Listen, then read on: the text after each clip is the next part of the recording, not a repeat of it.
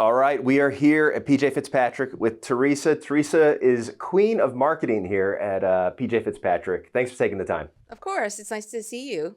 Yeah, Thanks for coming in. absolutely. It's very nice to meet you in person. I know, it's much better than just like the Zoom box that we usually see each other Exactly. in. It's like that person's in the box.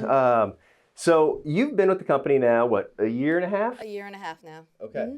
What was the reason when you had all these opportunities, you had them all out on the table. What was the reason you chose PJ Fitzpatrick over everybody else? I think a lot of companies, they say that they focus on their employees and their customers, but a lot of them don't really build their processes around them and act upon it. And I really do feel that PJ does. So I wanted to, work for a company with integrity and really does what it says. Awesome. And so one of the hard challenges, everybody, like you said, they all say the right things, right? But now after a year and a half, what is your experience proven? What is your analysis of, your initial decision to join? It's definitely been substantiated. Anytime there's anything negative the customer says, we always try to get back to them, try to rectify the situation. We don't let it just sort of stand like that. We take customer feedback extremely seriously, read every single piece of feedback, analyze it, just figure out how to make ourselves better. James always doesn't really like the term perfection, and we always strive to be better, and I really do think PJ does that. Awesome. What are you most excited about in 2025?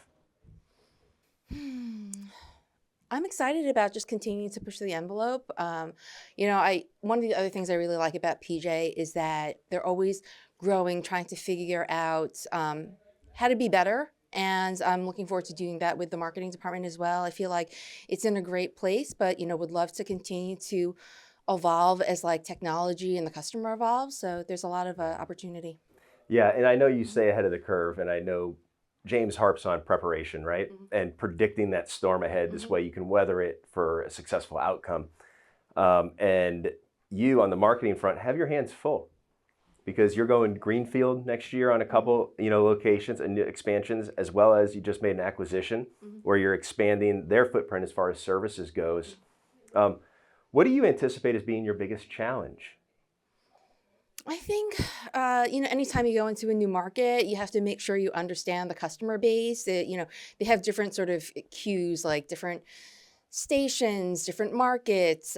So it's sort of relearning some of the customer. I don't think the customer inherently changes, but a lot of how you talk to the customer will. So that's definitely a challenge. And how much easier is it in your shoes having a company that truly is a great company and a life-changing solution for customers and homeowners across the country? Oh, it's definitely a lot easier. I mean, it's not like you're just having a lot of smoke and mirrors. You don't have to try to craft a story. The story is what we are. So awesome. Well, thank you so much for taking the time with us, and it was great to meet you in person. Same here. And as always, power up.